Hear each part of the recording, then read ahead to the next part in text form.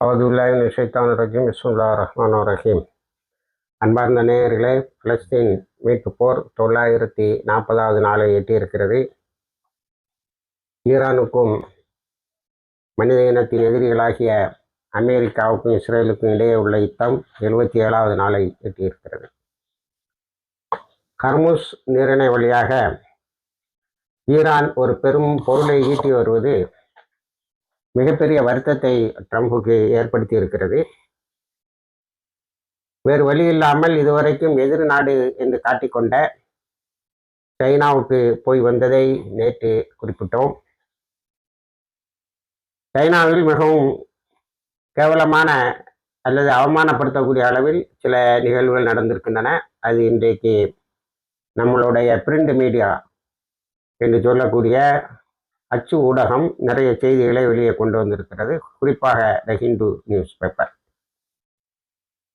மிகப்பெரிய செய்தி என்னவென்று சொன்னால், இது நேற்றே நமது ஊடகங்களில், முஸ்லிம்கள் நடத்துகின்ற ஊடகங்களில் வெளிவந்தது என்னவென்றால், எப்படியாவது யுத்தத்தை ஈரான்கிட்ட சொல்லி யுத்தத்தை முடிக்கணும். அதுக்கு என்ன செய்யணும், ஒரு ஃபேக் விக்டரியை நாங்கள் கிளைம் பண்ணுறதுக்கு ஈரான் பெர்மிட் பண்ணணும். அதுதான் முக்கியம். அவங்க கவனிக்க வேண்டியது. நாங்கள் ஏதாவது ஒன்று சொல்லுவோம், யுரேனியத்தை எடுத்துட்டோம் அல்லது ஈரானை அழிச்சிட்டோம்போ, அதை மறுத்து இல்லை வந்து பாருடாங்கிற இதெல்லாம் சவுடெல்லாம் விடாமல் பார்த்துக்கிட்டேன்னா போய் இந்த யுத்தம் நீங்க மண்ணு. அதில் ரொம்ப கவனிக்க வேண்டிய விஷயம் என்னன்னா, 30 கப்பல் ஹர்முஸ்ல நேற்று சீனாவுக்கு போயிருக்கு. சீனாட்ட என்ன சொல்லணும், ட்ரம்ப்பு எண்ணெயை வாங்காத அப்படின்னு. அது ட்ரம்ப் என்ன சொல்லியிருக்கான்னா, நீ எங்கள்கிட்ட என்ன வாங்கிட்டு இருக்க, ஆனாலும் ஈரான்ல அப்படின்ட்டு இருக்கான். பொட்டில் அரைந்தால் போர் ஒரு பதிலை சொல்லி இருக்கிறார். நான் அமெரிக்காட்ட எண்ணெய் வாங்குவது காலகாலமாக இருந்து வருகிறது. ஆனால் என்னுடைய சைனாவுடைய எனர்ஜி நீட்ஸ் சொல்லக்கூடிய இந்த மின்சாரம் போன்ற எல்லா தேவைகளில் 45% ஈரானுடைய எண்ணெயும் ஈரானுடைய கேஸும் தான் எனக்கு காலகாலமாக உதவி செய்து கொண்டு இருக்கிறது. இப்போ நான் கொஞ்சம் அந்த பெர்சன்டேஜை கூட்டியிருக்கேன்னு சைனாவினுடைய பிரசிடென்ட் ஜி நான் எவ்வளோ கூட்டியிருக்கேன்னு சொல்லலை. ஆனால் நம்ம ஊடகங்கள் என்ன சொல்லுதுன்னா 60% கூட்டியிருக்கிறார். அதுக்கு பிறகு சைனாவினுடைய பிரசிடென்ட் ஒரு கேள்வியை கேட்டிருக்கார். அதுதான் இப்போ ரொம்ப பெரிய அளவில் ஊடகங்களை உறுத்தி இருக்கிறது. ஏன்னா, நீ தைவானை மீது ஒரு சண்டை வந்துன்னா நீ தைவானை காப்பாத்திரியா அப்படின்னு கேட்டிருக்கான். இதுதான் ஆக்சுவல் கேள்வி. ஆனால் பத்திரிகைகள் ஊடகங்கள் எல்லாம் ரொம்ப இங்கிதமான வார்த்தைகளை பயன்படுத்தி பேசுகின்றன. தைவானை நீ காப்பாத்திடுவாங்கிற ஒரு கேள்வி. அதற்கு ஐ டோன்ட் ஹாவ் எனி ஆன்சர்ன்றீங்க. யாரு, ட்ரம்பை போல உள்ள உலக வல்லரசனுடைய தலைவர்களில் ஒருவன் என்ன பதில் சொல்லியிருக்கான், I don't have an answer அப்படின்ட்டு. என்ன டக்குன்னு ஒரு கேள்வி எதிர்பார்க்கல. அடுத்த ஜி ஒரு பயங்கரமான கேள்வியை கேட்டிருக்காரு.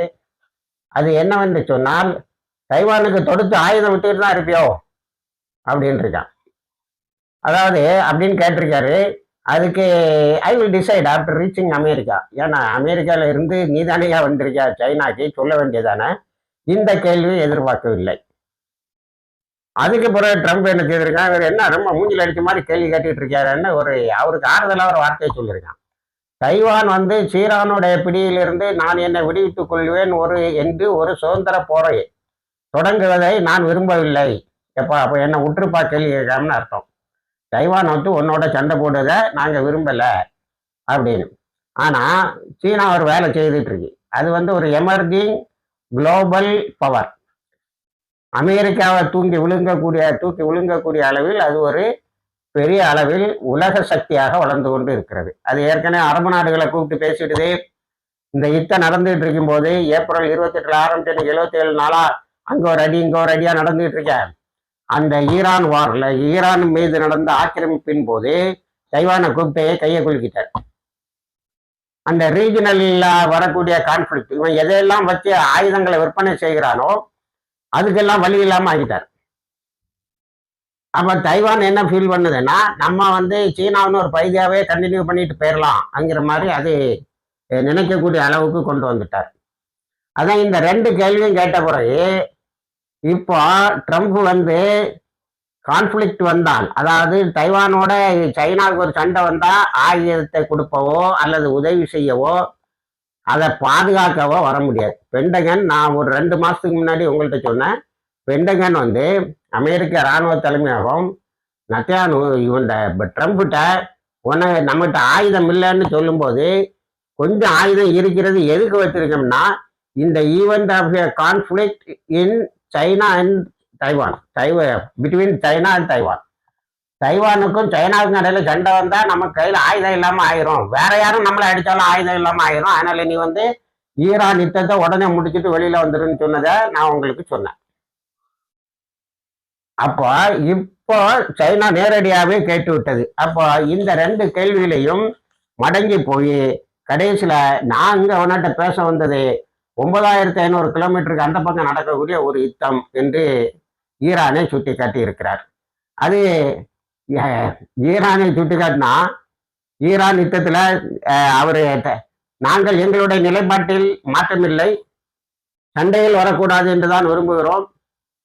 ஈரானுக்கு ஹார்மோஸ் மேல் உள்ள ஆஸ் எ கோஸ்டல் கண்ட்ரின்னு இருக்காரு, ஒரு அந்த கடலோர நாடு என்ற அளவில் ஹார்மோஸ் பகுதியில் அதற்கு இருக்கக்கூடிய கட்டுப்பாட்டை நாங்கள் நியாயமானது என்றே கருதுகிறோம் என்று சொல்லியிருக்கிறார். அதே மாதிரி யுரோனியம் என்ரிச்மெண்ட்டை தடுக்கிறதுக்கு நீ யாரும் இல்லை, நேர மூஞ்சிக்கினார யுரோனியத்தை செறிவூட்டுறதே நீ தடுக்கிறது யாரும் இல்லை. ஆனால் நான் ப்ரோலிஃபரேஷனை பெர்மிட் பண்ண மாட்டேன். காரணம், எங்களுடைய கொள்கை அணு குண்டுகள், அணு ஆயுதங்கள் பரவக்கூடாது என்பதுதான். அந்த அடிப்படையில் அது ஒரு என்ன எடுத்துக்கலாம்னா, அது ஒரு இங்கிதமான பேச்சு. இன்டர்நேஷனல் லாவை மனசுல வச்சுக்கிட்டு நம்ம சர்வதேச அளவில் என்ன ஒத்துக்கிட்டு இருக்கோம்னா, அணுகுண்டு பரவலை தடுக்கணும், அணு ஆயுத பரவலை தடுக்கணுங்கிறதான். அதனால நான் ப்ரோலிஃபரேஷனை வேணா எதிர்ப்பேன். ஆனால் ஈரானுக்கு இருக்கக்கூடிய என்ரிச்மெண்ட் ரைட்டையோ செறிவூட்டும் உரிமையையோ இதையோ நான் மறுக்க மாட்டேன். இதுக்கு மேலே என்ன வேணும்? ஈரானுக்கு போனது வேஸ்ட்டு. இப்போ அப்பாஸ் அகர்ஜி என்ன பண்ணாரு, நேரே போய் சைனாவினுடைய ஃபாரின் மினிஸ்டரை பார்த்துட்டாரு. அவர் தன்னோட அறிக்கையில மிக தெளிவா சொல்லிட்டார், ஈரானுக்கு மேல. அதே மாதிரி இன்னொரு கேள்வி கேட்டிருக்காரு, இன்னொரு விஷயத்த ட்ரம்ப்கிட்ட ஜி சொல்லியிருக்காரு, the war on Iran should not have been started. Having started, it should end immediately. என்ன அர்த்தம்? ஏன்டா போய் ஈரானை வீணா கை வச்ச இன்னும் கேட்கறத இங்கிதமான வார்த்தையில கேட்டிருக்காரு. ஈரான் மீதான யுத்தம் தொடங்கப்பட்டு இருக்கக்கூடாது, தொடங்கிட்ட இப்ப உடனே முடிக்கணும். ஆனா நான் உனக்கா அவங்கால விட மாட்டேன். அதுக்கு பிறகு ஹர்மூஸ்ல ஒரு வார்த்தையை ரொம்ப கவனமா பயன்படுத்தி இருக்கிறார். அது என்னவென்று சொன்னால், ஹர்மூஸ் ஈரானுக்கு சொந்தம், அங்க அனாவசியமான கப்பல் படைகளுடைய நடவடிக்கைகள் இருக்கக்கூடாது, மிலிட்டரி ஆக்டிவிட்டிஸ் இல்லாத ஹர்மூஸா இருக்கணும். அப்ப ஈரானுக்கு அந்த $2 மில்லியன் கட்டிட்டு எல்லா கப்பலும் போலாம் வரலாங்கிறத தெளிவா சொல்லியிருக்காரு. அதாவது ட்ரம்ப்போடைய வரவு சைனாவுக்கு ஒரு பெரிய சரண்டர்ன்னு தான் எடுத்துக்கிட்டாங்க சர்வதேச அளவில் உள்ள எல்லா நோக்கர்களும். வந்ததே பெருசு, வந்த இடத்துல வாங்கி கட்டியிருக்கான் பத்தியலா. எனக்கு தெரிஞ்சு உலக அரங்கில் ரொம்ப இங்கிதமா ஈரானை, நீ சண்டை போட்ட ஈரானை தாக்குனது தவறுங்கிறத தன்னுடைய நாட்டுக்கு வர வச்சு சொன்னது ஜியாதன் தான். மற்றவங்க எல்லாம் ஒரு இங்கிதமா அப்படி இப்படின்னு அதை பத்தி பேச மாட்டாங்க. ஏன்னா பெரிய தலைவர்களுக்கு நெருடலா வரக்கூடிய விஷயங்களை நம்ம பேசக்கூடாதுன்னு எதிர்பார்ப்பாங்க, அவாய்ட் பண்ணுவாங்க, தவிர்ப்பாங்க. ஆனா சைனா தான் நேரடியா என்ன சொல்லிட்டு, நீ ஈரானை தாக்கியிருக்க கூடாது, இந்த வார் on Iran should not have been started, having started should end now. அதை உடனே நீ முடிச்சுட்டு போ அப்படின்னு சொல்லியிருக்காரு. அதாவது ஹர்மூஸ் பிளாக்கெட் அது இதெல்லாம் இருந்து ஒன்றும் நடக்கல. கும்பாட்டுக்கு ஹர்மூஸ்ல மிலிட்ரி ஆக்டிவிட்டிக்கு வழி வைக்காத. It will be an international waterway controlled by IRGC, Islamic revolutionary guards corps, இஸ்லாமிய புரட்சி பாதுகாப்பு படையின் பாதுகாப்பு. நேற்று 30 கப்பல் போச்சுன்னு சொன்ன பாருங்க. சைனா தெளிவாக அறிக்கை விட்டுரு, இந்த 30 கப்பல்களும் ஐஆர்ஜிசின்னு சொல்லக்கூடிய இஸ்லாமிய புரட்சி பாதுகாப்பு படையின் பாதுகாப்பின் கீழ் வந்தது. அப்படின்னு எதுக்கு மூங்கில் அடித்த மாதிரி சொல்றான், அவங்க தான் கண்ட்ரோலை கையில் வச்சிருக்காங்க. இது ட்ரம்ப் கிடைச்ச மிகப்பெரிய ஃபெயிலிவர். எல்லாம் அமெரிக்காவில் வந்து தான் சொல்லுவான்ருக்கான். நத்தியானுவும் நேற்று ஒரு அறிக்கை விட்டுருக்கான். அமெரிக்காவுக்கு போன உடனே ஈரான் மீதான யுத்தத்தை பற்றி, ஈரானை தாக்குவது பற்றி ட்ரம்ப் முடிவெடுப்பார். இவன் வார்த்தையை போட்டான், தாக்குவது பற்றி முடிவெடுப்பாருண்டு. இது மிகப்பெரிய ஒரு தோல்வி. இந்த இதுல நம்ம அப்பாஸ் அகர்த்தியா ரொம்ப பாராட்டணும். ஏன்னா நான் உடனே போய் சைனாவுடைய இதை ஸ்டேட்மெண்டா உலகம் முழுவதும் கொண்டு வந்து சேர்த்துட்டாரு. இப்படி சேர்த்ததால் அது என்ன ஆகுதுன்னு சொன்னா, உலகத்தில் அமெரிக்காவினுடைய இளிச்சவாயந்தனம், தோல்வி எல்லாம் தெரிந்து விட்டது. அடுத்தது நத்தியானு என்ன பண்ணியிருக்கான்னு தெரியுமா? யூஏக்கு போன ரகசியமா போயிட்டு வந்த ஐக்கிய அமீரகத்துக்கு, நான் இந்த ஈரானுக்கும் எங்களுக்கு நடந்த யுத்தத்துலன்னு சொன்னா பாருங்க, நேற்று டப்புன்னு பல்ட்டி அடிச்சுட்டான். செவ்வாய்க்கிழமை சொன்னதை புதன்கிழமை சொன்னதை வேலைக்கிழமை பல்ட்டி அடிச்சிட்டான். பல்ட்டி அடிச்சு என்ன சொல்லிட்டான்னா, நம்ம நான் போகவே இல்லை, எனக்கு அதுக்கு சம்பந்தமே இல்லைன்னு இருக்கான். இப்போ நம்ம கவனிக்க வேண்டிய விஷயம் என்னன்னா, ஈராக் யுத்தத்துல ஒரு மேஜரா ஒரு விஷயம் நடந்திருக்கு. 2013 எஃப்ஐ சேர்ந்த விக்டர் வெட்டுங்கிறவன் ஈரான் அவனை விலைக்கு வாங்கிட்டா அவனா மாறி வந்தானான்னு தெரியல. அவனை வச்சுதான் நிறைய ரகசியங்களை ஐஆர்ஜிசி எடுத்திருக்கு. அவனை ஈரான் எங்கள்கிட்ட ஒப்படைச்சிட்டா $2 லட்சம் தாரேன், $2 lakh million தாரேன்னு சொல்லிருக்கான். அப்போ பெரிய அமௌண்ட் தாரேன் இருக்கான். இல்லைன்னா அவனை கொன்னா $2 லட்சம் தான் இருங்க, $2 லட்சம் கொடுத்ததாக தருவதாக சொல்லி இருக்கிறார். அது பற்றின தகவல் சொன்ன. அவனை உள்ள கொல்லணும், அல்லனா ஈரான் எங்களிடம் ஒப்படைக்கணும்னு. அது இந்த இதுல நடக்காது. ஏன்னா 2023 அவன் போயிருக்கான். இப்போ அமெரிக்காவினுடைய பொருளாதாரம் 2008ஆம் ஆண்டு நடந்த மிகப்பெரிய பொருளாதார இது ஒன்று வந்து பாருங்க, கொலாப்ஸ், அதாவது வீழ்ச்சி, அது தொடங்கி இருக்கிறது என்று பொருளாதார வல்லுநர்கள் சொல்லுகிறார்கள். இப்போ அடுத்தால இது ராஜாங்க ரீதியா என்ன நடந்தது என்பதை நாம் அறிந்து கொள்வதற்கு ஆக சொன்னோம். ரியல் யுத்தம் எங்க நடக்குன்னா, இப்போ ஹர்மூஸ்ல யுத்தம் இல்லை. ஈரான் வந்து யுஏஇல ஒரு இடத்த பிடிச்சதுதான், அது விடமாட்டேங்குது. அடுத்தது லெபனான்ல இஸ்ரேலுக்கும் லெபனான் கவர்மெண்ட்டுக்கும் வேலைக்கிழமையிலிருந்து பேச்சுவார்த்தை நடத்துறீங்க. 8 மணி நேரம் பேசி என்ன முடிவு பண்ணியிருக்காங்கன்னா, அவங்க சொன்ன போர் நிறுத்தம், நிற்காத போர் நிறுத்தம், அந்த போர் நிறுத்தத்தில் 8 மணி நேரம் போர் நிறுத்தத்தை 8 மணி நேரம் பேச்சல போர் நிறுத்தம் மேலும் 45 நாட்களுக்கு நீடிக்கும். போரே நிற்கல, சண்டை நடந்துகிட்டு இருக்கு. உங்களுக்கு தெரியும், ஃபிஷிங் நெட்டெல்லாம் கொடுத்துக்கிட்டு இருக்கான் அவங்களுடைய ஃபைபர் ஆப்டிக் எக்ஸ்ப்ளோசிவ் ட்ரோன்ஸுக்கு எதிராக. இப்போ ஒரே அந்த போர் நிறுத்தத்தை எப்படி எடுத்துக்கலாம்னா, பெய்ரூத்ல தாக்கல. நான் 6 நாளைக்கு முன்னாடி பெய்ரூத்தினுடைய ஒரு வீதியில அங்க வந்து ஹிஸ்புல்லா கமாண்டர் இருந்தாருங்கிற ஒரு இதை வச்சு தாக்குதல் நடத்திட்டான். நேற்று காசாலே அதே மாதிரி ஒரு தாக்குதல் நடத்திட்டான். கேட்டா ஹமாஸ் கமாண்டரை தாக்குதல்னு.